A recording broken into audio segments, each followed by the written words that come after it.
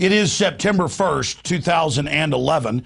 Thank you for joining us for the maiden voyage of Infowars Nightly News. We're going to be here Monday through Friday for at least 30 minutes every night, covering the most important news and information at 7 p.m. Central Standard Time.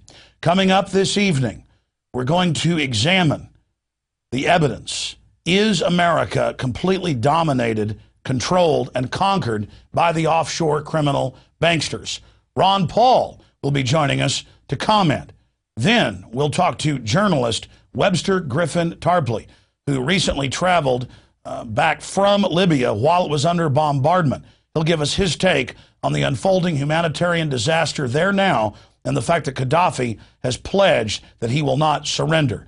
Then the embattled CEO of American icon Gibson Guitars, who's been raided now by 2 different federal SWAT team raids for simply manufacturing here inside the United States, will join us. But first, let's get to some of the other important headlines and analysis. Yesterday, Infowars.com reported on, and it was picked up by the Drudge Report and other national news institutions, that a man in Illinois who has no criminal record and 41 years of age, mechanic Michael Allison, who filmed police in public, was charged. The police and prosecutors are seeking life in prison, or at least 75 years. It's interesting to note that on the same day, the 31st of August, Federal Appeals Court, the level right below the Supreme Court, the First Circuit Court of the United States, ruled that of course you can film the police in public and it's not wiretapping. There is no perception of privacy for police, citizens, movie stars, or anybody else. And the fact that we now have 12 separate states that are prosecuting people for filming police at city council meetings, on the streets, you name it, is very frightening, because the police and prosecutors know this is not illegal and are seeking to push a chilling effect against the First Amendment and the right of the citizens to have a fair witness via the camera and audio tape. Remember, dozens and dozens of state and federal courts have already thrown this out before. Still, the police are arresting people knowing that it's false imprisonment and a fraud. This indeed is a serious signpost and marker showing us that we are deep inside the police state. But there is some hope, because the courts are universally ruling against this, but only at the appeal level. Local courts are fully endorsing it and throwing the book at citizens. We'll look at this in more depth later with Webster Tarpley, historian and economist who's recently been in Libya under bombardment. But first, let's get a little bit into Muammar Gaddafi. He has vowed in new audio tapes released and played via Syria, broadcast from Syria, that he will never surrender. And as Colonel Anthony Schaefer of U.S. Army Special Forces predicted, as Webster Tarpley and as myself and others predicted, as Ron Paul predicted, Libya is now descending into a giant tribal civil war. Our media, the dinosaur media, claimed that this was all being done to avert a humanitarian disaster, when in truth, the West funded and financed the rebels from the beginning and used it as a pretext to invade the country. Suddenly, CNN saying, hey, looks like the war isn't over yet. Not quite yet. And they're replacing Gaddafi with al-Qaeda if they are successful. Now, every few days, the rebels claim they have Gaddafi cornered, or that he's already been killed, or that all his sons have been killed. We've been lied to over and over again. But now they're saying that they're giving him 1 more week to surrender, or that they will have them. Finally, Reuters is reporting that they believe the ousted Libyan leader, Muammar Gaddafi, is believed to be in the desert town of Bani Walid, about 150 miles southeast of Tripoli, a top commander of Libya's National Transitional Council said today. Continuing with the news, we saw hundreds of billions of dollars of stimulus money pumped into Democratic donors' coffers. And in almost every one of these make-work projects, especially with green jobs, the money just disappeared. We've gotten a new example of that today. White House-backed solar energy company collapses after getting $500 million of taxpayer money. And of course, there's not going to be an investigation for where all of that money has gone. Continuing to look at the federal power grab via the executive that is taking place, Jay Carney, the White House press secretary, today in a speech said, well, the president will move ahead with a bunch of different policies outside of Congress if Congress doesn't basically do what the president wants. And what's so scary about this is we now have a super Congress that is originating spending bills. That's never happened in our 230-plus year history. And the president has veto power over that.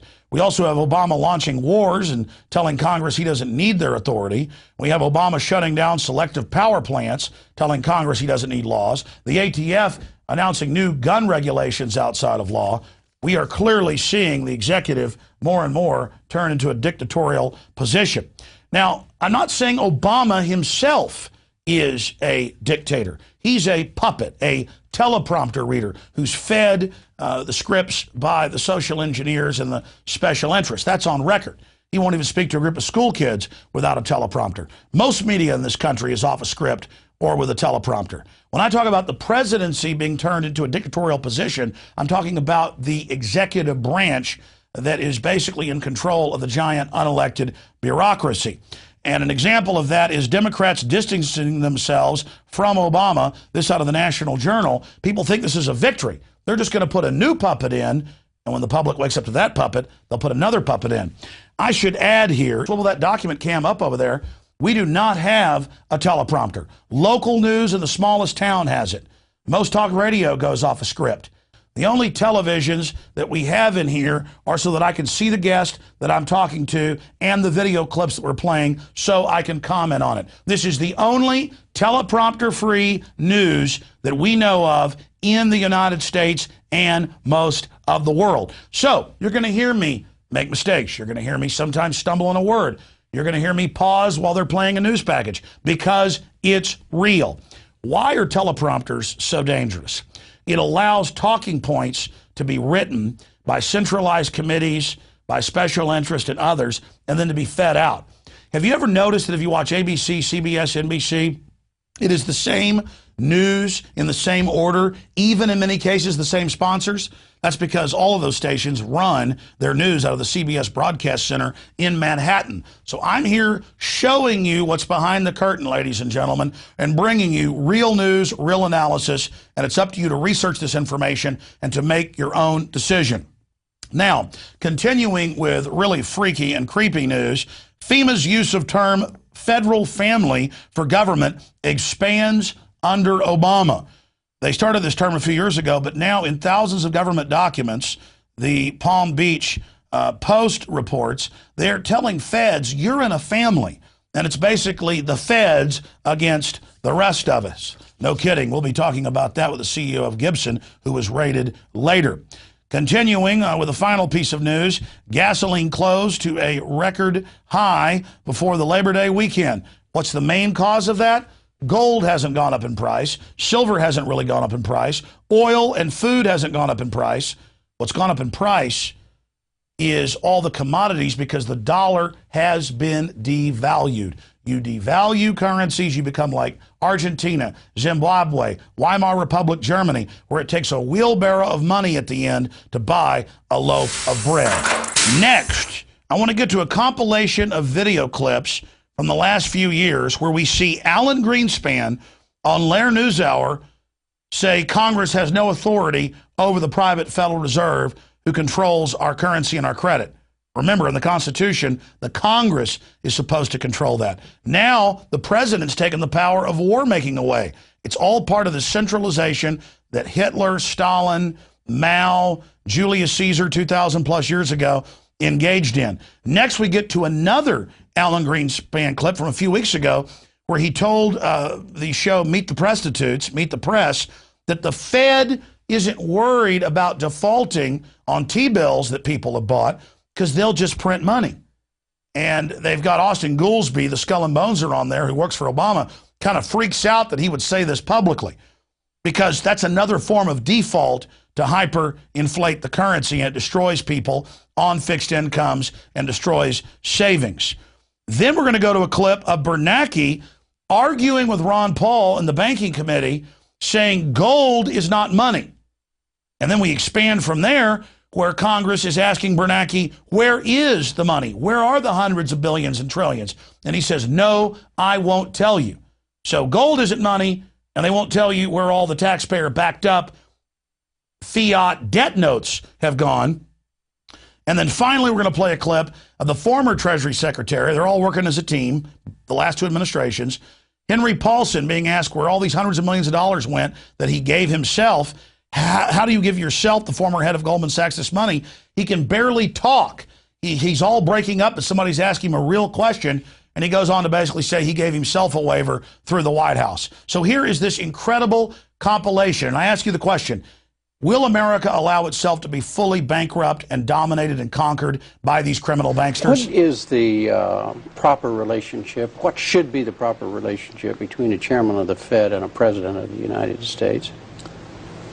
Well, first of all, the Federal Reserve is an independent agency, and that means basically that there is no other agency of government which can overrule actions that we take. So long as that is in place and there is no evidence that the administration or the Congress or anybody else is requesting that we do things other than what we think is the appropriate thing, then what the relationships are don't frankly matter. And I've had very good relationships with the President. Are U.S. Treasury bonds still safe to invest in? Very much so. I think this is not an issue of credit rating. The United States can pay any debt it has because we can always print money to do that. So there is zero probability of default. The reason the Federal Reserve was founded a century ago was to try to address the problems arising from financial panics, which did, by the way, occur in an unregulated environment in the 19th century. We provided liquidity and short-term loans to help financial systems stabilize. We did that not because we particularly care about the managers. You say it's not spending money. Well, it's money out of thin air. You put it into the market and you hold assets, and the assets aren't, you know, they are diminishing in value when you wake up in the morning. Do you care about the price of gold? Well, I pay attention to the price of gold, but I think it reflects a lot of things. It reflects global uncertainties. I think the reason people hold gold is as a protection against what we call tail risk, really, really bad outcomes. And to the extent that the last few years have made people more worried about the potential of a major crisis, then they have gold as a protection. Do you think gold is money? No. It's not money. Even if it has been money for 6,000 years, somebody reversed that and eliminated that economic law. Well, it's an asset. I mean, it's the same. Would you say Treasury bills are money? I don't think they're money either, but they're a financial asset. Why do central banks hold it? Well, it's a form of reserves. Why don't they hold diamonds? Well, it's tradition, long-term tradition. So my question to you is, will you tell the American people to whom you lent $2.2 trillion of their dollars, will you tell us who got that money and what the terms are of those agreements? We explain each of our programs. In terms of the terms, we explain the terms exactly. We explain what the collateral requirements are. We explain what to whom did you explain that? It's on our website. Yeah, okay. So all that information is available in our commercial paper program. And who got the money? Hundreds and hundreds of banks. Any bank that has access to the U.S. Federal Reserve's discount. Will you tell us who they are? No, because the reason that is counterproductive and will destroy the value of the program is that banks will not come to the business. Isn't that too bad? I left Goldman Sachs. I sold my shares in Goldman Sachs. Tax deferred, too. You didn't have to pay any tax on your $200 million. I sold my shares in Goldman Sachs. The clause that if you come into the administration, you sell your assets, it's tax deferred. You don't have to pay if you had $200 million profit and you didn't have to pay any tax. Isn't that true? Listen, is that true or not? Yes or no? It is. You do not pay a profit when someone a tax when someone makes you sell assets. Maybe that was an incentive for you to become Secretary of Treasury, so you didn't have to pay the tax there. Oh. The next thing I would say to you, and say it very, very clearly, is I behaved with the... You don't think you should have recused yourself when you asked Lehman to go in bankruptcy, you didn't put Bear Stearns in bankruptcy, and then you folded Merrill Lynch into... I mean, isn't there some point where you got to say, hey, I got a conflict of interest here? You don't feel any kind of scintilla of ethics on this thing at all? Totally. I operated very consistently within the ethic guidelines I had as Secretary of the Treasury, and when it became clear that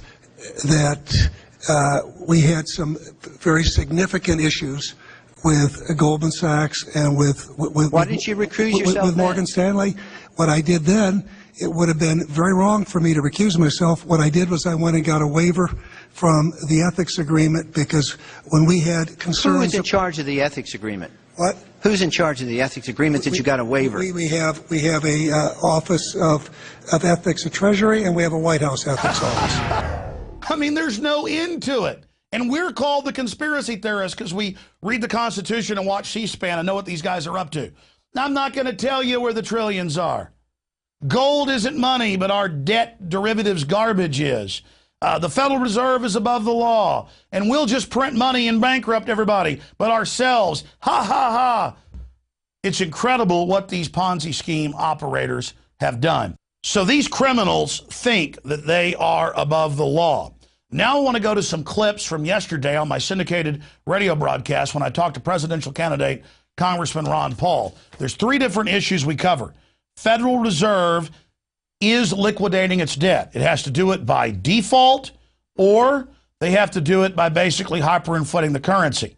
And Ron Paul points out, no, you write off the fraudulent derivatives that the American people don't owe. You make Wall Street take the haircut instead of saddling us with that debt. Next, I asked Congressman Ron Paul about Rick Perry, this former Al Gore chief of staff, former Hillary Care supporter in the mid-'90s, and Congressman Ron Paul responds to that. And finally, I talked to Ron Paul about his statement last year about the fact that the CIA has had a coup over the United States.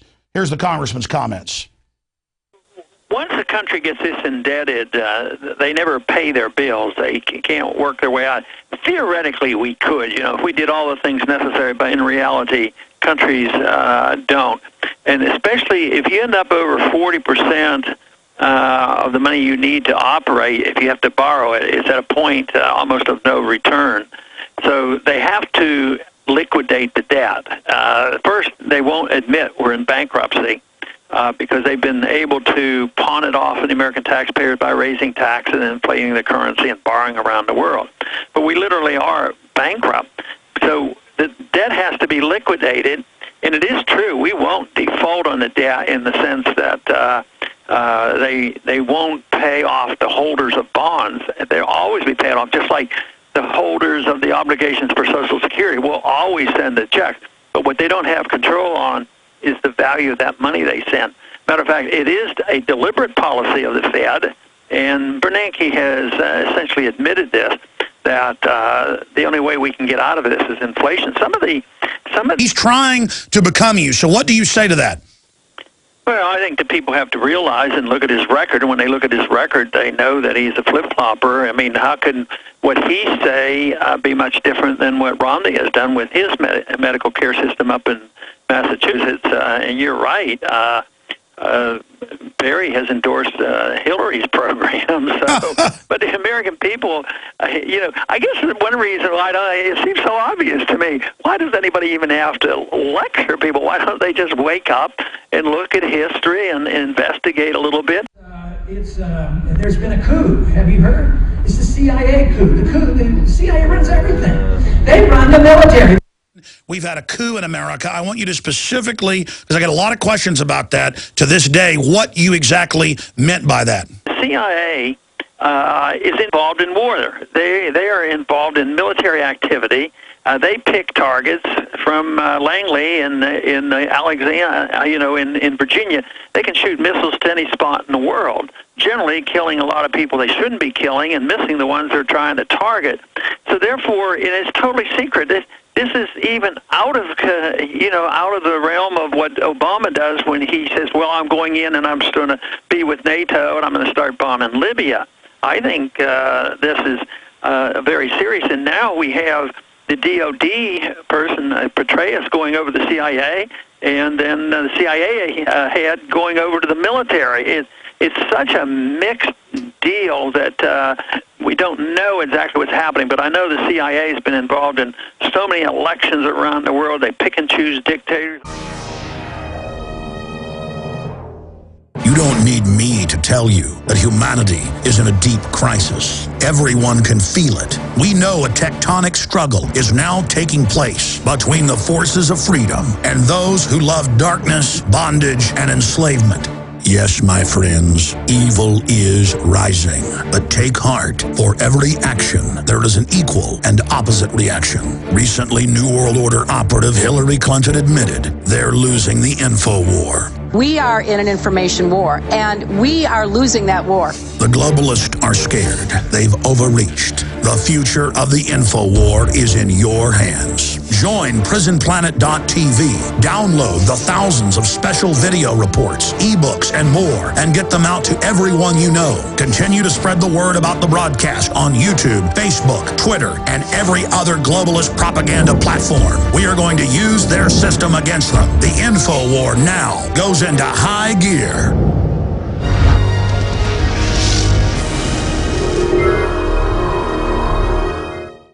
I'm Alex Jones, and you're watching Infowars Nightly News on our maiden voyage, our kickoff, our inaugural transmission. Well, we're joined by Webster Tarpley. He's a doctor of history. He's also an economist, and he's a big part of our film, The Obama Deception, and also Fall of the Republic.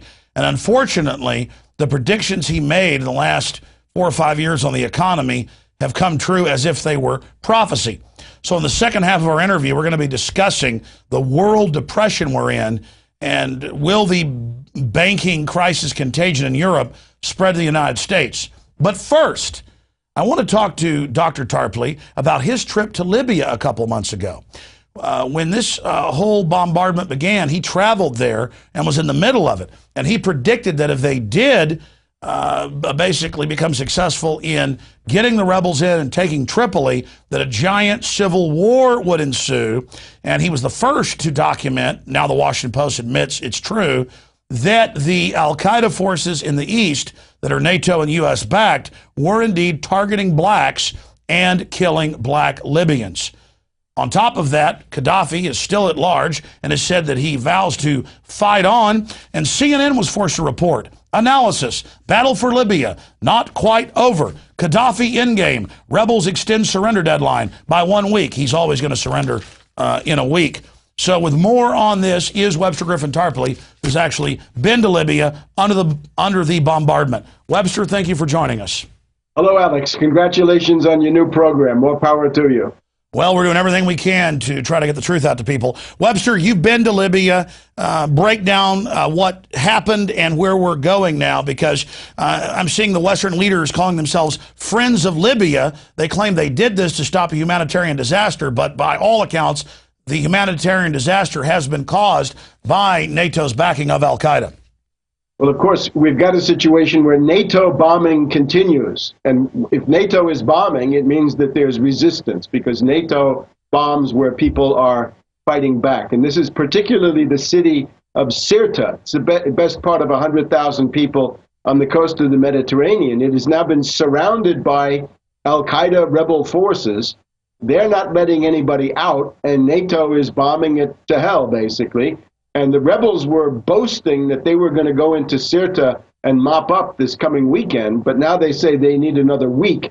What it means is that these cowardly al-Qaeda people don't want to have a pitched battle. They want another week of NATO bombing. One of the big stories is how many rebels have been killed.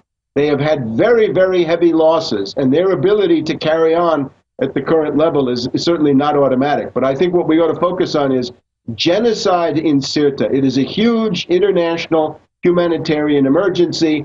Basically, if you're in Sirte and you're not willing to kowtow to al-Qaeda and put down your gun, and most of the people do have guns, you're going to be bombed by NATO And of course, once those rebels get in there, there's going to be a bloodbath. People remember Guernica in the Spanish Civil War, bombed by the Nazis, Nanjing, a huge genocide of 500,000 or 1 million people in front of the eyes of the world back in the 1930s. This is getting into that kind of a league. It's genocide, and it has to stop. And of course, Obama is supporting it. The U.S. is hand in glove. Not just the French, not just the British, not just NATO, but this is now U.S.-inflicted genocide on an African country. And to be clear, Libya had the highest per capita income, was financing the development of Africa, something the eugenicists and the social Malthusians, the carbon taxers, don't want. But you were there a few months ago, and you were the first. Now it's in L.A. Times, Washington Post. Yes, the al-Qaeda rebels are al-Qaeda. The leader of Tripoli is an admitted jihadi al-Qaedist who's attacked U.S. troops in Iraq. You were there. I mean, you were the first to report on this, and now it's confirmed. Giant piles of dead black Libyans. They're just dragging blacks out of their houses, even though they're a large part of the population. This is incredible, and all of this sold in the name of a humanitarian action, when it now turns out the rebels from the beginning were Western intelligence backed and launched an attempted overthrow of the Libyan government. I mean, this is just too rich. Why would Western governments engage in something so reckless and so transparent? Well, partly out of desperation. They don't have the infantry to do what they want to do in Libya. So they're using al-Qaeda as the NATO infantry and providing NATO air cover, carpet bombing Apache helicopters, strafing civilians with machine guns. All of this, as you say, under the aegis of a UN resolution, which is supposed to be about the responsibility to protect civilians. But the big scandal is the one you pointed to. The new military commander of the city of Tripoli, 2 million people, it's the size of what? Denver, Atlanta, something like this. 2 million people, and this is Belhaj, except he operates under multiple aliases. Sometimes he's Belhaj, sometimes he's Hasidi, sometimes he's Hassadi.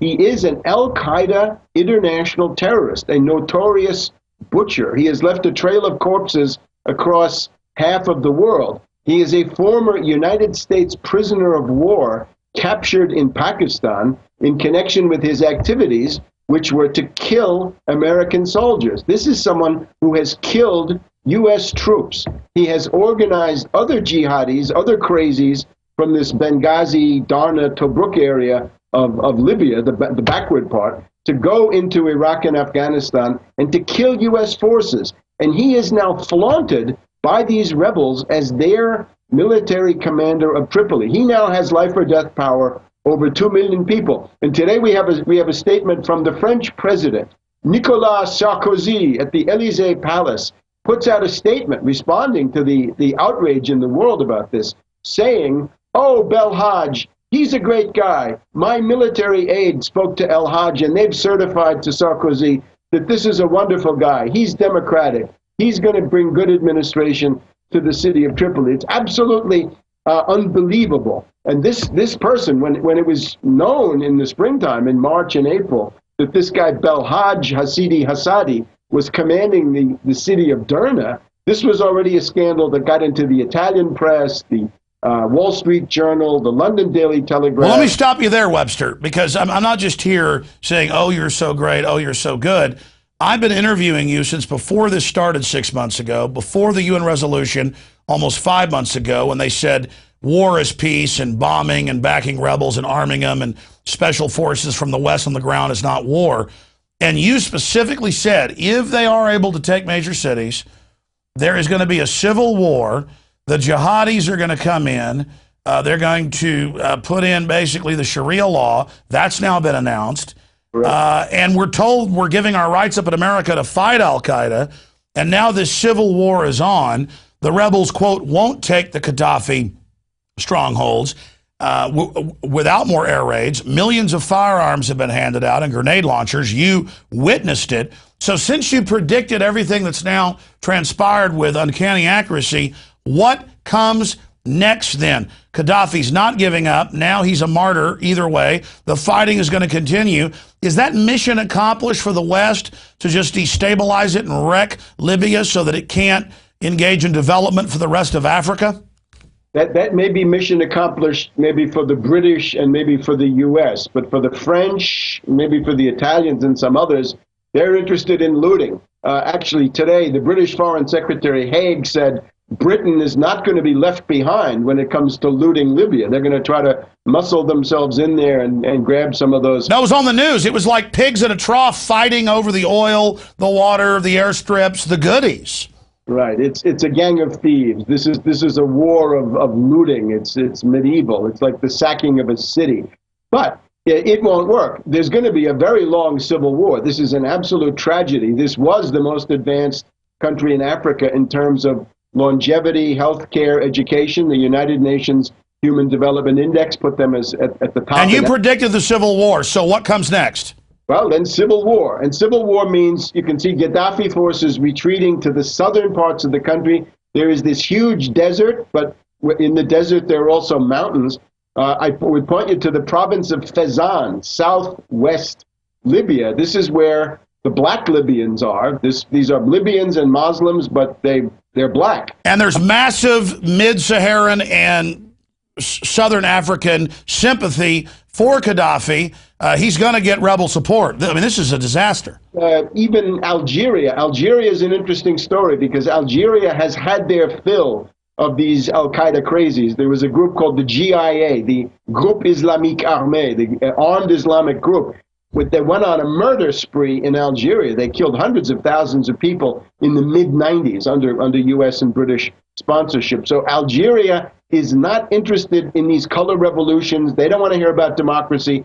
They want stability. They want civilization. And these are the people that have now taken in Gaddafi's wife, two of his sons, some of his grandchildren.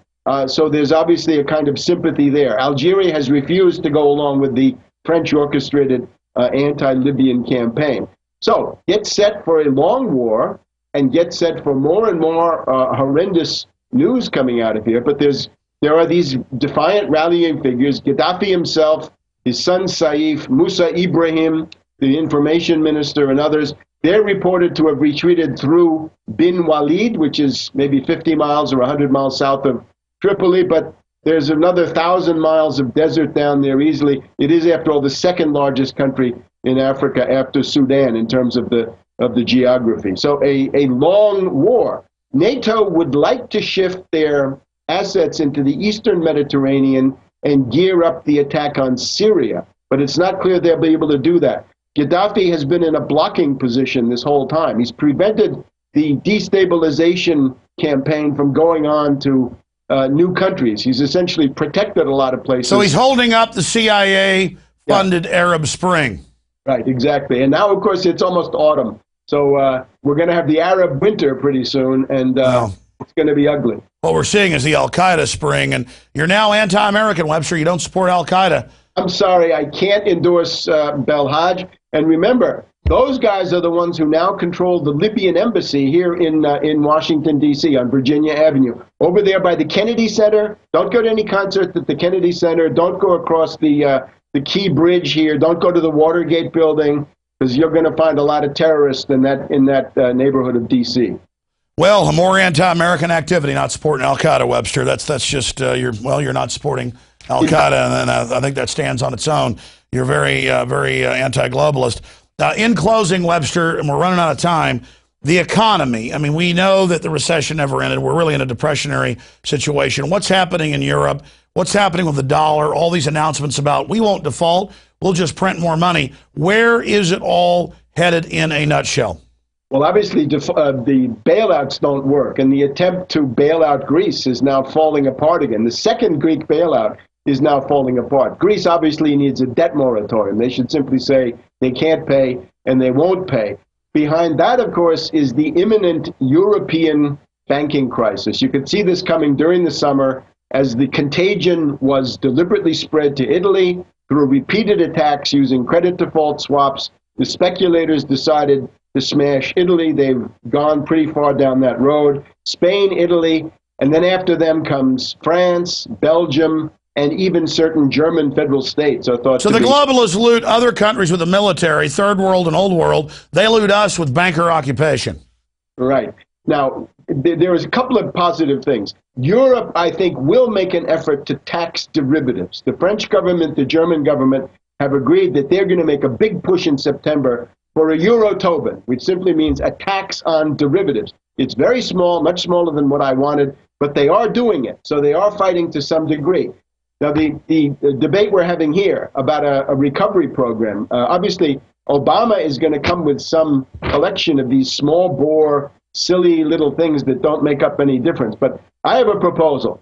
Let's make Bernanke announce with a tender offer. Say, Bernanke is going to come forward and say, I will buy $1 trillion worth of bonds from American states, and let those American states, 50 of them, start building highways, railroad systems, water systems, canals, let them update their electricity grid. In other words, public works and infrastructure, they can issue the bonds, 0%, 50-year bonds, and sell those to the Federal Reserve. Federal Reserve can buy anything. They can buy unsecured commercial paper. But they don't want to build infrastructure. They want to implode the economy to continue to consolidate it. But at some point, the black hole of fraud they've created is going to destroy any markets they had a chance at ever being involved in. These are clearly avarice-filled madmen. Webster, we've got to leave it there. Tarpley.net. I'm Alex Jones with Infowars.com. We'll be right back on the other side of this quick break. Please stay with us. You don't need me to tell you that humanity is in a deep crisis. Everyone can feel it. We know a tectonic struggle is now taking place between the forces of freedom and those who love darkness, bondage, and enslavement.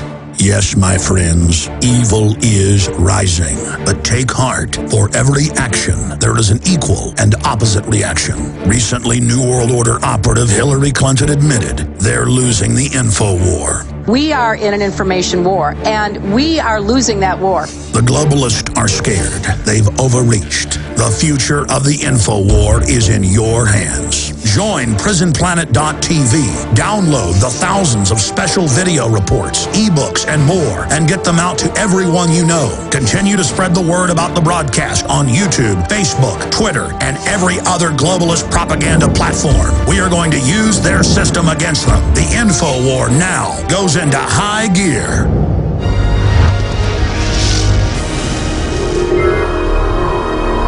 Thank you for being here on the inaugural kickoff of Infowars Nightly News, Monday through Friday, 7 p.m. Central, 8 p.m. Eastern.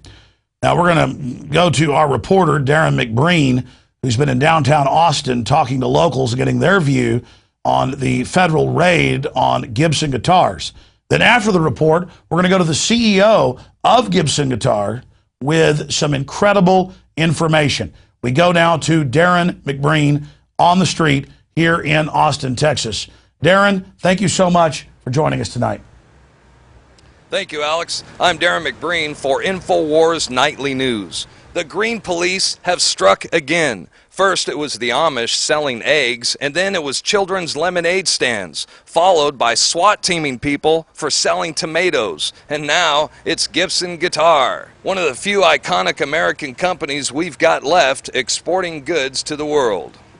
Now we're about to show you a TV commercial that started airing during the Super Bowl. What appears to be lighthearted by most viewers is actually a very serious sign of dark times ahead. Okay, so it's 3708, paper or plastic? Plastic. That's the magic word. What? Green Police. You picked the wrong day to mess with the ecosystem, plastic boy. Battery! Battery. Let's go, take the house, come on! Put the rind down. Sir, that's a compost infraction. Oh, did you install these bulbs? Well, tragedy strikes tonight where a man has just been arrested for possession of an incandescent light bulb. What do you guys think about plastic bottles now? The water setting is at 105. Now.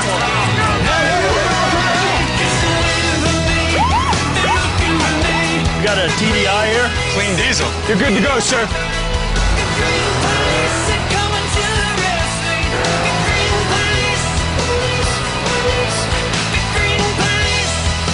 Good afternoon, officers. Are those foam cups you're drinking from? Yeah. Please step out of the car and put them on the hood. Here in downtown Austin near 6th Street, music is played live every night of the week. Musicians are known to routinely travel far and wide to get here, but with new federal regulations, it might not be that easy. If you're trying to fly to Canada, for example, and you have a guitar that's 50 years old, they could stop you from traveling, they could take your guitar, and you can even be fined. That sounds like a pretty typical of the trend of loosely worded and selectively enforced laws that's been happening for a while. You see them popping up more and more. That doesn't shock me. Just another crackdown. Just when's it going to stop? You know, it's like, what else are they going to take? They're raiding people for the wood, old wood. I mean, if this precedent goes through, where does it stop? If it's from another country, it's been exported, then there's going to be these laws that say that if I try to leave the country with my baby, that they're going to take it from me or fine me. That's not fair, man. You know, I'm not even a musician, but, you know, being in that community, that just makes me feel totally violated and vulnerable. It kind of reminds me of the way, like, Monsanto tries to restrict home gardens and say they're organic farms. By doing that, they're trying to take more of our civil liberties, and they're just basically trying to strip all our rights and show us their cards. It doesn't seem to be a due process sort of situation in the slightest, and it seems to be much more far-reaching.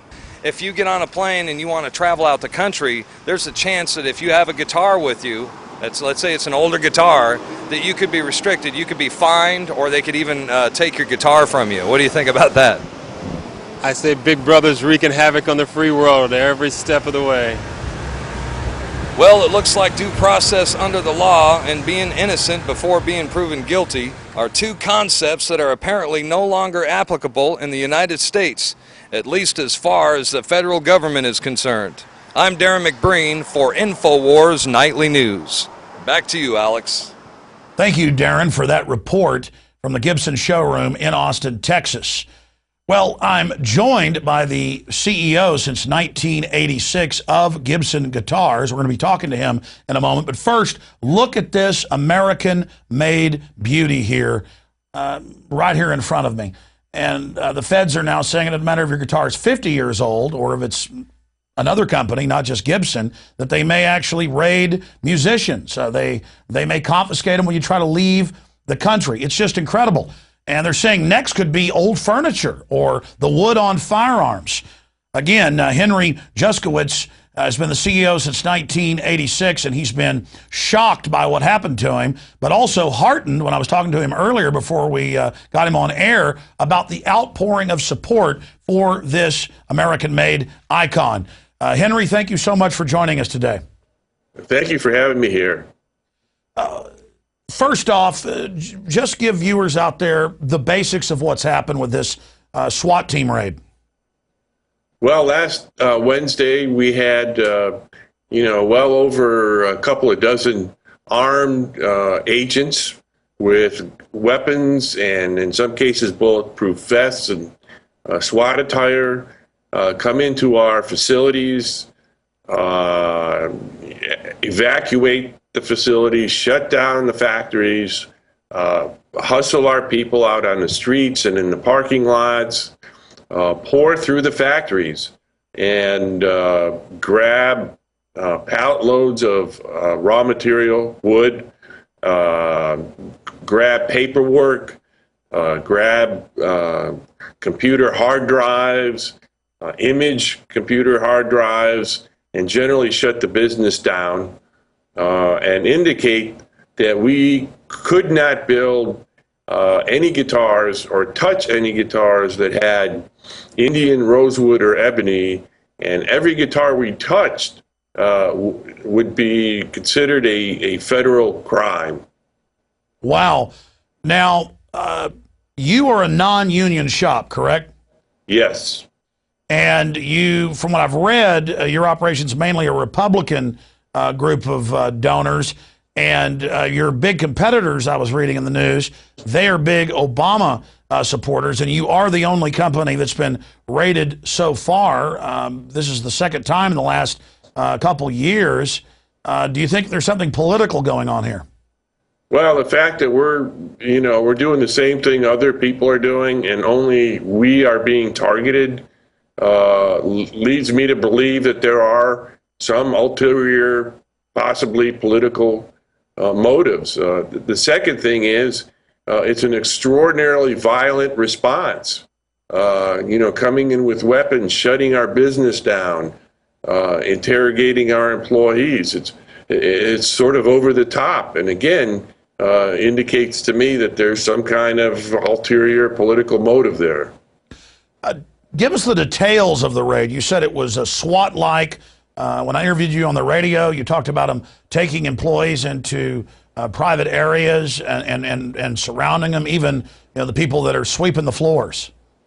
Yes, in the first raid, that's exactly what they did. They when I arrived in the factory, they had one or two people that I specifically saw, and they had they were sitting there confused, armed guys all around them, and I quickly made them let them go. They didn't have any rights read to them. They didn't have any attorneys there. They didn't know what was going on, and we got our attorneys on the scene very quickly. But it was really, bullying tactics. These were arrogant people who just didn't care about, anyone there. Are you thinking about any type of response to this legally? We are. We are looking at several options, actually, and we hope by the end of this week to actually have filed some litigation. Now, at first they wouldn't tell you why they were there. Very Kafkaesque. You don't know what crime you're being accused of. You can't face your accusers. But I was reading in the paper that now you've learned more. It's the Lacey Act, and correct me if I'm wrong, and that states that American companies are under the foreign laws of any country that they import wood from, and that you're in trouble for working the wood, that this wood was not endangered, it was all ordered properly. They admit that, but it was the working of the wood that American workers can't improve on something? Specifically, India has a law that you cannot buy wood raw, that you have to perform value added in India. And in other words, labor has to be done in India, and that's the law they're citing and using against us, if you will.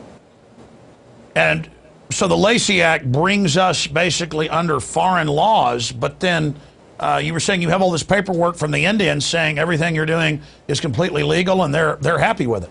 Right. The Indian government is perfectly happy with the business. They have it endorsed in written form. We have certified documents that say that the exports of these fingerboards specifically is legal and condoned by the Indian government. And so it's our government's interpretation of Indian law, which is different than what the Indians themselves interpret the law, their own law as. Mr. Juszkiewicz, how much money have you lost because of this? Well, it is well over $1 million, and it could be more as we tabulate the damage that we incurred last week. Can you give us any idea, or is it too soon to say specifically legally what your lawyers are telling you that they believe the feds have done that's wrong, so that you're able to sue them? Yeah, we're debating that now, and there are several things that we can file on, and we're just debating which one will is the best one to get what we need to get. Now, the concerns I've seen in some of the newspapers point out that under the Lacey Act, and the federal government's on record, now, when you try to fly out of the country with a wooden guitar, they don't care how old it is. If you don't have the proof of where it came from, that they're confiscating them. Can you speak to that?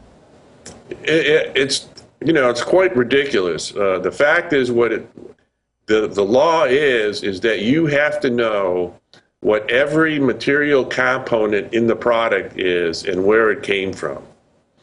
So in other words, every single piece of wood the bridge, the fingerboard, the body.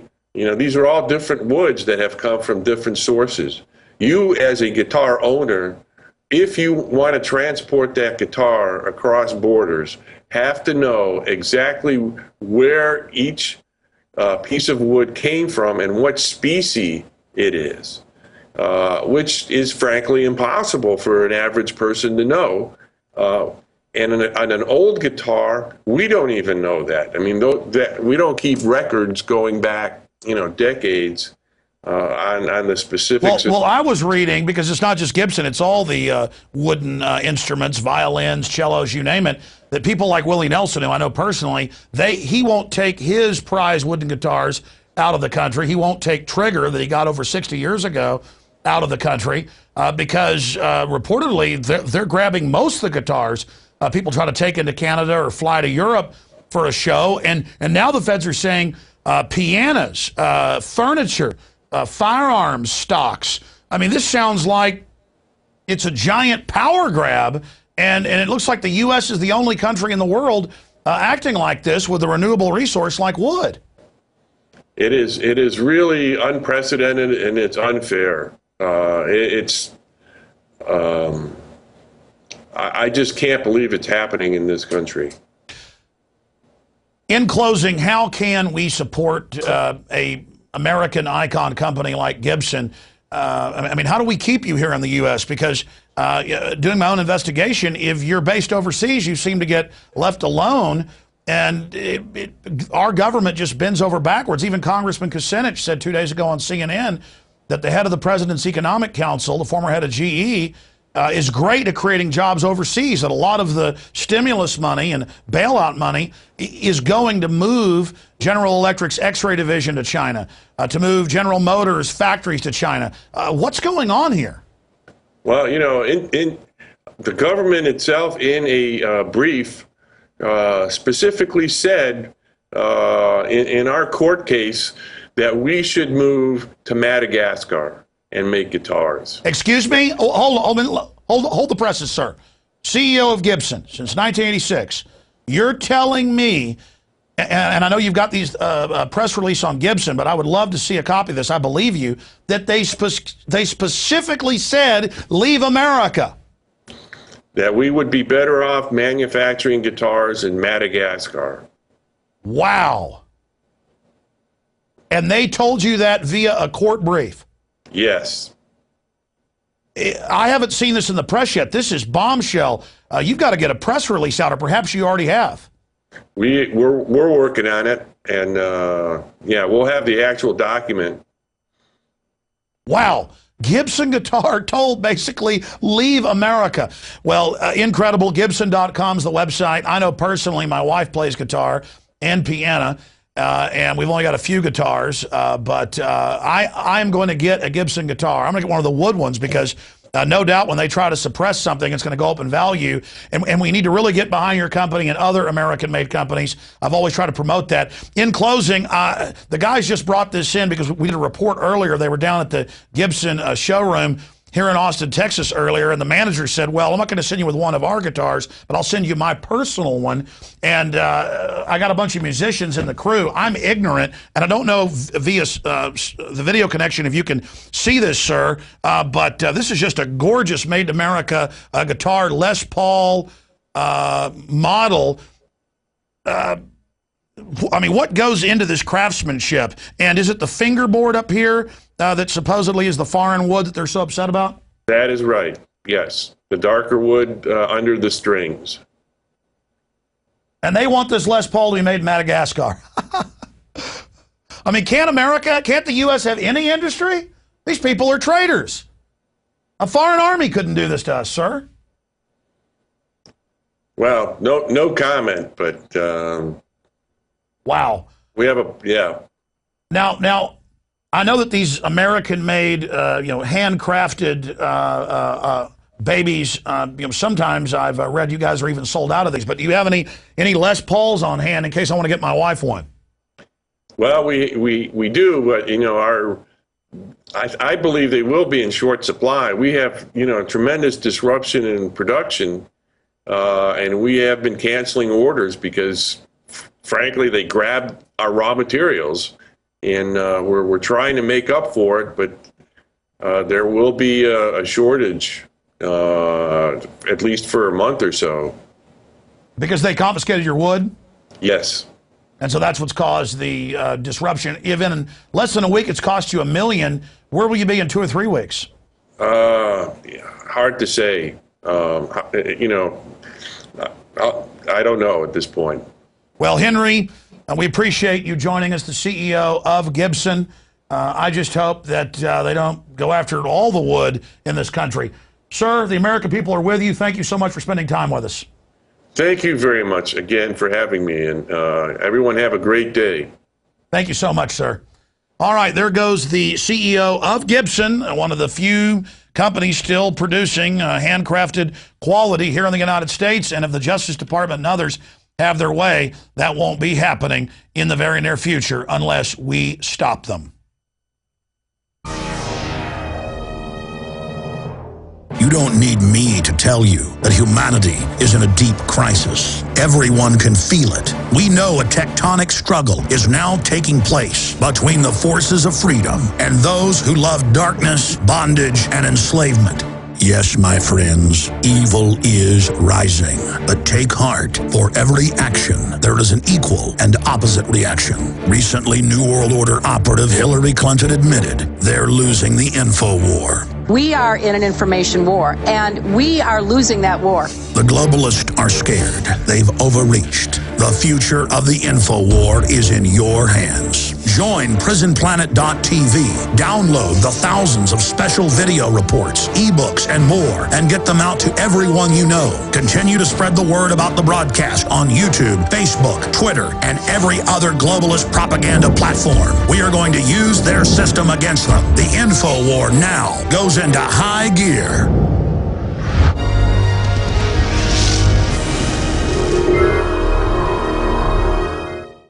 Well, in the words of Bill O'Reilly, F it, let's do it live.